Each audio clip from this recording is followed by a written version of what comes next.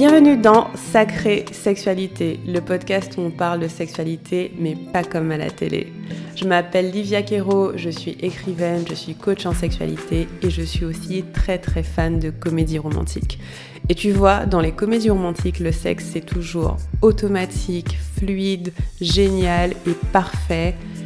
Et ça ressemble pas trop à la réalité. On ne nous montre pas tous les moments maladroits, compliqués, qui sont durs à naviguer.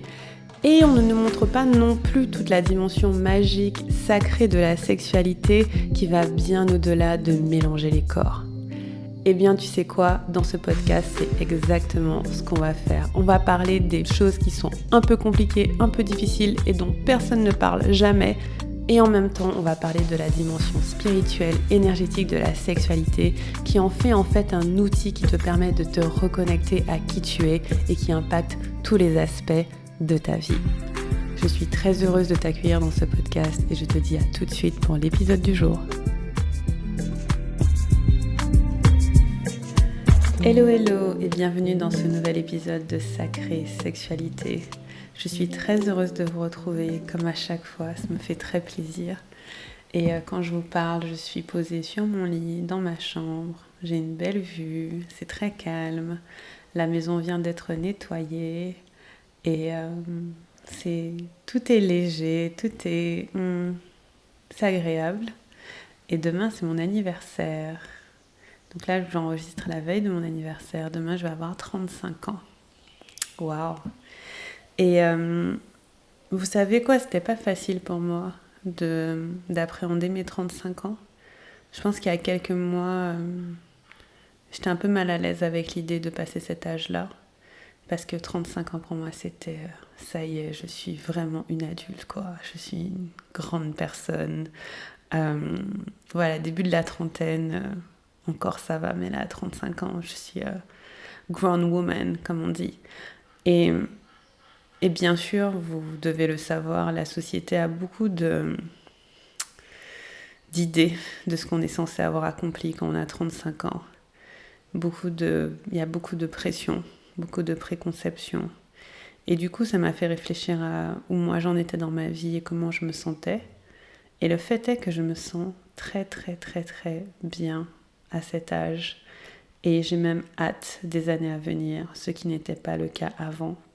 Mes 34 ans, j'avais pas hâte des années à venir. Mais là, je me dis, waouh, je sens que je démarre une nouvelle partie de ma vie qui est très excitante. Et j'avais envie de partager avec vous un épisode un peu plus personnel, plutôt lié à ce que je pense être pour moi réussir et accomplir ce qu'on désire dans sa vie, à quoi ça ressemble et quelles questions on peut se poser pour avoir la vie qu'on a envie d'avoir.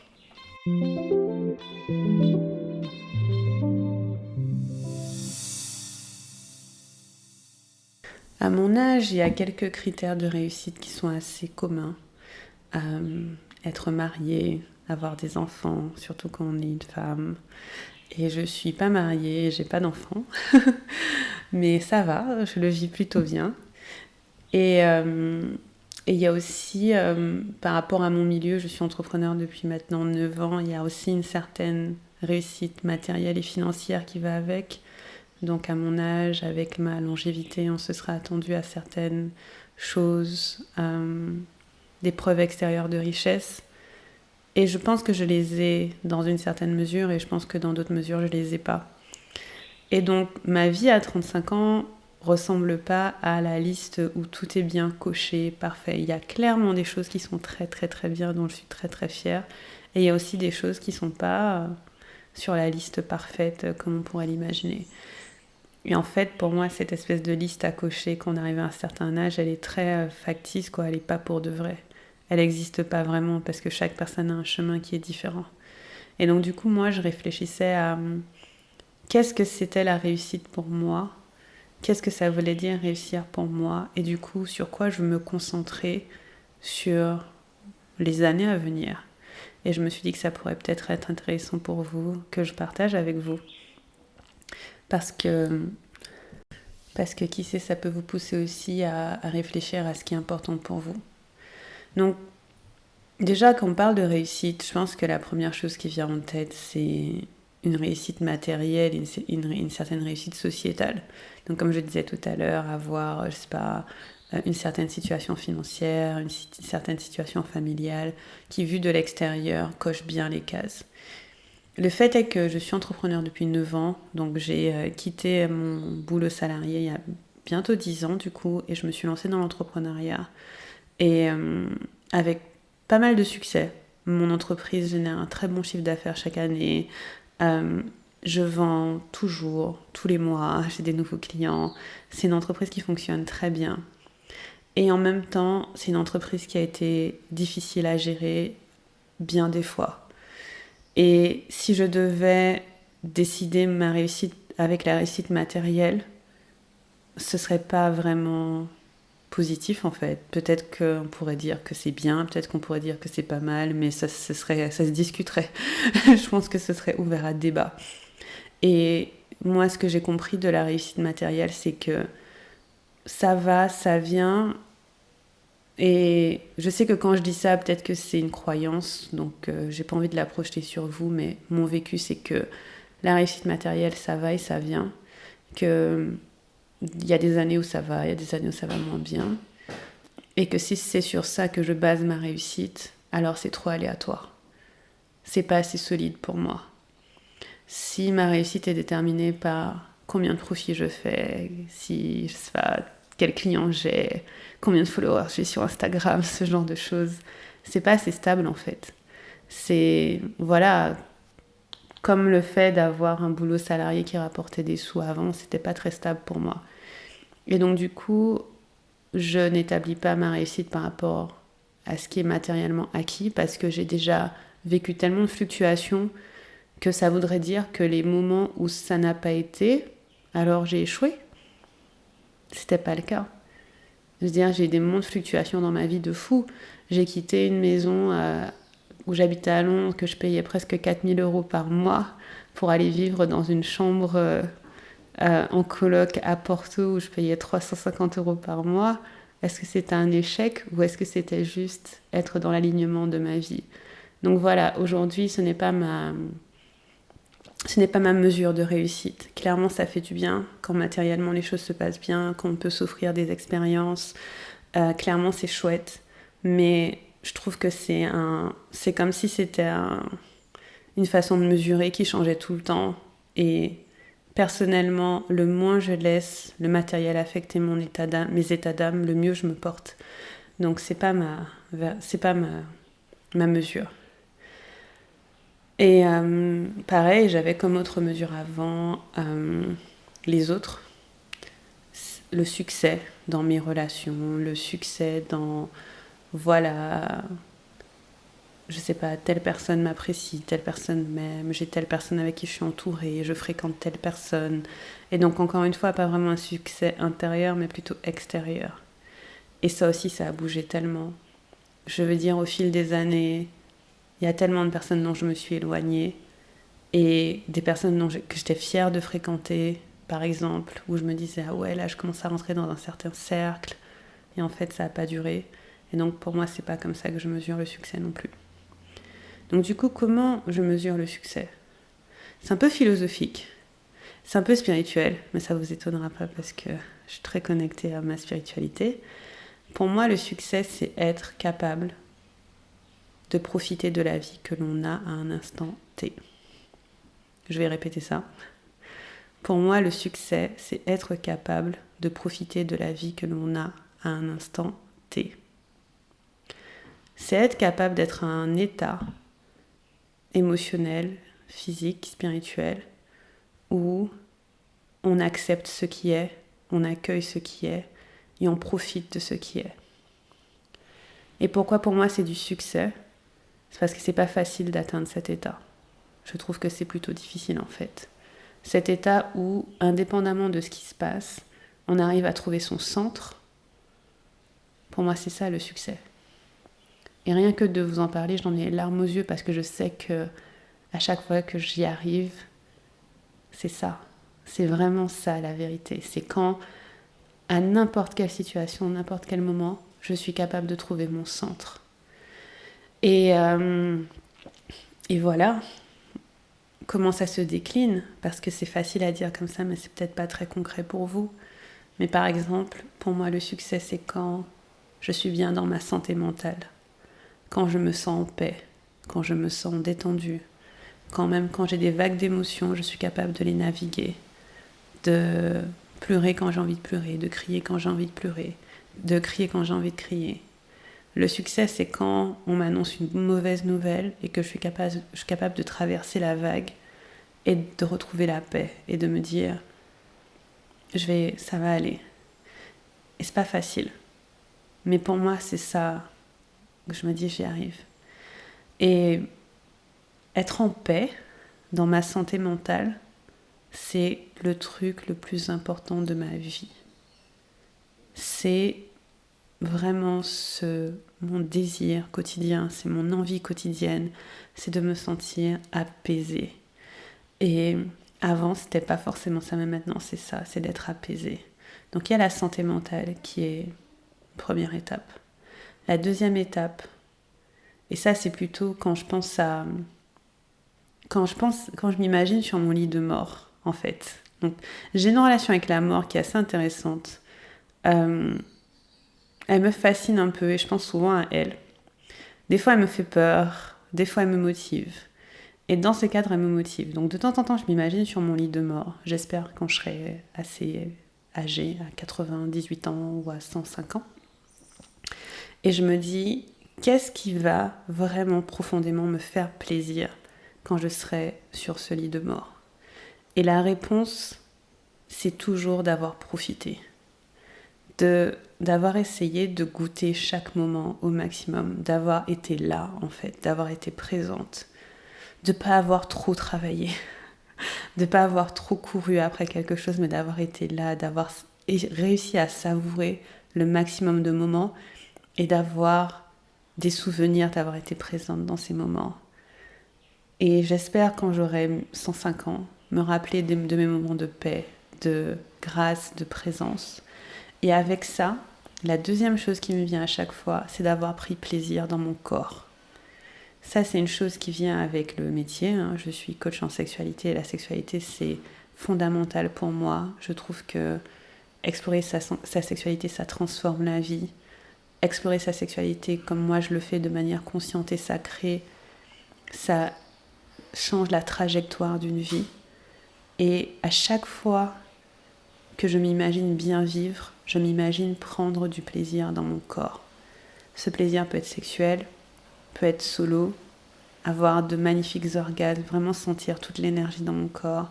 Ça peut être à deux, ça peut être des moments de connexion, ça peut être aussi juste intime, ou ça peut être moi qui ressens des choses avec mes divers sens.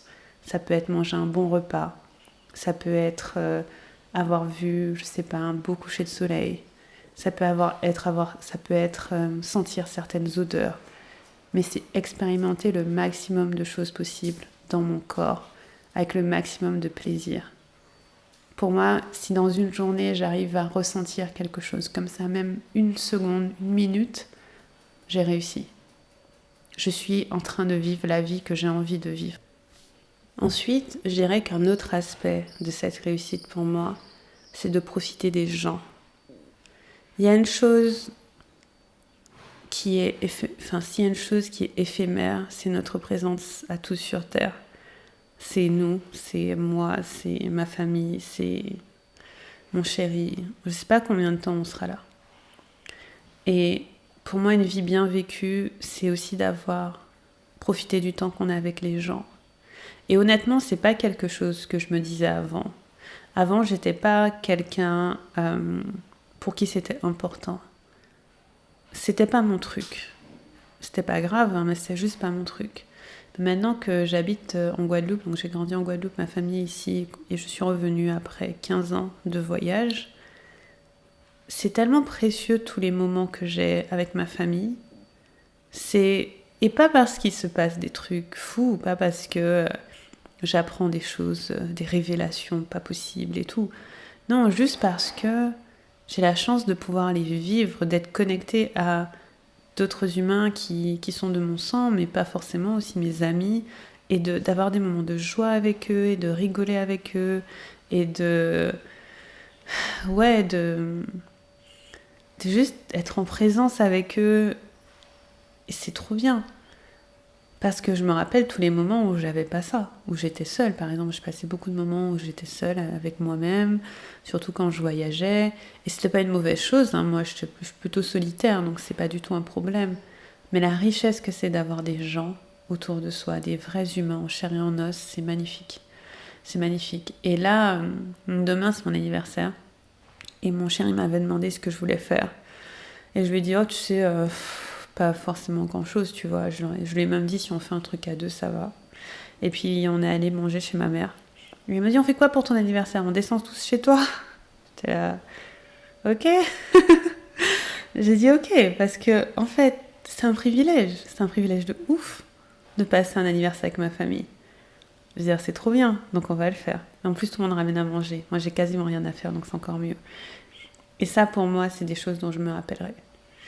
Et je dirais qu'il y a autre chose d'un peu plus spirituel, même si ce que je dis là, c'est assez spirituel. C'est finalement, pour moi, c'est quoi une vie bien vécue? C'est une vie qu'on vit en présence, où on est là, où on n'est pas en train de tout le temps se projeter dans un futur qui n'est pas là, où on n'est pas tout le temps en train de avoir des regrets sur le passé. On est juste là. Et l'autre aspect pour moi, c'est une connexion à la nature et au divin, à l'invisible. Ça aussi, c'est beaucoup arrivé maintenant que je suis ici.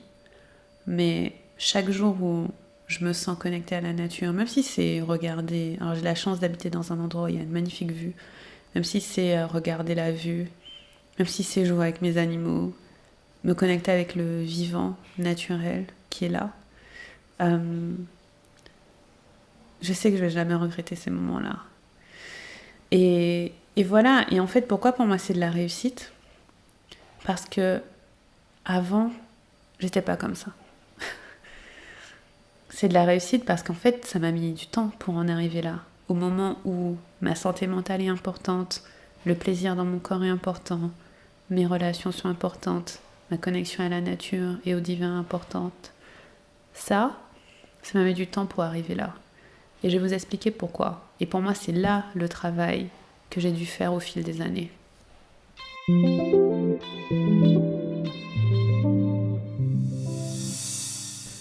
Pour arriver à ce stade-là, j'ai dû déconditionner beaucoup de choses. J'ai dû laisser partir une certaine urgence à accomplir des choses, à vouloir aller vite, à vouloir arriver quelque part. C'était hyper dur de laisser ça partir, ça m'a fait très peur. De me dire je ne cours plus, c'est pas grave si je vais lentement, je suis en sécurité de prendre mon temps. J'étais pas comme ça avant. Et il y a des personnes qui me connaissaient il y a 5 ans qui vous diront que j'ai changé, et c'est vrai, je vais beaucoup plus lentement. Et ça, c'était pas facile à lâcher parce que quand on a connu une façon de fonctionner qui est la même, qui est beaucoup dans l'accomplissement, qui est dans la compétition presque avec soi-même, toujours aller plus loin, toujours aller plus vite, toujours aller plus haut, c'est pas facile de se dire je vais ralentir et tout va bien se passer. Et je l'ai fait. Et aujourd'hui, j'ai pas d'assurance externe que c'est la bonne idée, que j'aurais pas mieux fait de continuer à courir et continuer d'être dans l'urgence. La seule assurance que j'ai, c'est que je me sens bien comme ça. Voilà. Je sais pas si dans le futur me donnera raison ou tort. Tout ce que je sais, c'est que dans mon corps, ça sonne bien. Et déconditionner l'urgence, c'est déconditionner beaucoup de systèmes de notre société. Un système capitaliste qui va nous dire tu n'es bon qu'à produire, à travailler. Système qui a rendu nombre de mes amis et moi-même en burn-out, où on n'en pouvait plus, on a tout donné, au point où plus rien à voir. Lâcher ce système, c'est dur parce qu'en fait, on te dit que si tu lâches, tu peux littéralement mourir de faim. C'est ce qu'on nous fait croire. Tu vas finir sous un pont si tu ralentis, si tu fais pas ce qui est attendu de toi. Donc, il y a ça. Il y a lâcher aussi d'autres systèmes d'oppression, un certain racisme. Moi, je suis noire et franchement, j'ai entendu toute ma vie que j'avais pas droit au repos et à la relaxation. C'est pas un truc qu'on s'autorise beaucoup. Même c'est dangereux. Et donc, c'était lâcher ça, laisser tomber ça, J'ai dû soigner des traumas. J'ai dû aller dans mon corps, laisser partir des choses qui me font peur, m'apporter de la protection à des endroits où je ne me sentais pas protégée, soigner des blessures de mon enfance, faire beaucoup de travail comme ça. J'ai dû m'autoriser au plaisir, et au plaisir pour moi-même, pas au plaisir pour quelqu'un d'autre, pas au plaisir pour un homme, pas au plaisir pour sauver une relation, pas au plaisir pour paraître comme étant bien, mais vraiment pour moi-même. Et ça, c'était un énorme travail, parce que je suis partie de loin, je suis partie de moi, c'est pas grave, moi je compte pas, moi j'ai pas d'importance, à la personne la plus importante de ma vie, c'est moi-même. Ça m'a mis des années. Ça m'a mis des années pour y arriver, à me dire aujourd'hui que c'est mon corps, j'en fais ce que je veux, et je lui donne tout le plaisir que je veux lui donner. Waouh, ça m'a mis du temps. Et c'est pour ça aujourd'hui que j'enseigne ces modalités-là. Je veux dire, c'est pour ça aujourd'hui que c'est devenu mon travail, d'accompagner des femmes à se sentir comme ça, à vraiment faire de leur plaisir leur priorité, à vraiment faire de ce qui se passe dans leur corps leur priorité, et pas tant de choses extérieures et externes qui seraient censées nous valider. Parce que on perd notre centre constamment, il y a tellement d'influences extérieures qui nous font aller à gauche, à droite, qui ne sont pas exactement qui on est et ce qu'on veut faire. Et c'est souvent la peur qui va nous guider. On va se dire, mais si je fais pas ça, ou si je suis pas comme ça, si je me comporte pas comme ça, alors ça va pas fonctionner. Mais être dans son centre, c'est l'une des choses les plus magnifiques à vivre, et je l'associe beaucoup à être dans son corps. Donc c'est pour ça que j'ai choisi de faire ce métier, c'est pour ça que je m'applique ce que je transmets. Et voilà, et pour moi c'est de la réussite aussi, parce que je sais, pour sûr, que les personnes qui ont de la réussite matérielle, qui ont tout ce qu'il leur faut, mais qui n'ont pas cette sensation d'être présent et présente dans leur corps, ces personnes ne sont pas fondamentalement forcément heureuses. Alors je ne peux pas parler pour la terre entière, mais j'en connais assez pour savoir qu'il n'y a aucune quantité de richesse extérieure visible, que ce soit de la richesse monétaire, financière, ou que ce soit de la richesse sociétale, parce qu'il y a ça aussi, il y a ma place dans la société, il y a comment on me voit, je suis la femme de un tel, j'ai 2 enfants et demi, etc. etc. Voilà, il y a ça, cette vision extérieure, elle n'est pas que financière, elle est aussi sociétale. Eh bien, quand on a ça sans la capacité d'être dans son centre, dans sa présence, dans ce qui est vrai pour nous, il nous manque 99% de ce qui fait notre bonheur. Et je dis pas qu'on n'a pas besoin de cette réussite qui est visible. Mais pour moi, elle n'a de sens que si la réussite interne est au rendez-vous. Et encore une fois, ça peut paraître un peu genre « Ah oui, ok, d'accord, je vais faire tout pour être heureuse et faire tout me sentir bien et me sentir en paix dans mon corps. » Ouais, mais en fait, c'est pas facile. Je vais dire, ça demande autant d'efforts que plein d'autres choses que vous allez faire dans votre vie. Et c'est pour ça que pour moi, c'est une réussite. C'est pour ça qu'aujourd'hui, pouvoir me réveiller en paix, apaisée, peu importe ce qui se passe. Alors pas toujours, parce que aussi j'ai des émotions, donc je processe mes émotions. Mais être en mesure de retrouver mon centre quand les émotions ont lieu, je suis tellement fière de ça. Je suis tellement fière de ça. Et vous remarquerez que pour moi, la réussite, elle n'est pas forcément dans ce que j'ai accompli, ou ce que j'ai apporté, ou ma contribution. J'ai contribué, je continue de contribuer, c'est magnifique et c'est superbe. Mais ça, c'est pareil, c'est aléatoire. Demain, ça peut changer. Donc, est-ce que si ça change, ça voudrait dire que je ne réussis plus ? Non. Si, j'en sais rien, peut-être que demain, je perds l'usage d'un de mes membres et je ne peux plus faire mon métier comme je le faisais avant, j'en sais rien. Peut-être que quelque chose, Internet s'effondre, je ne sais pas. Et tout ça, à l'extérieur de moi, c'est aléatoire. C'est pas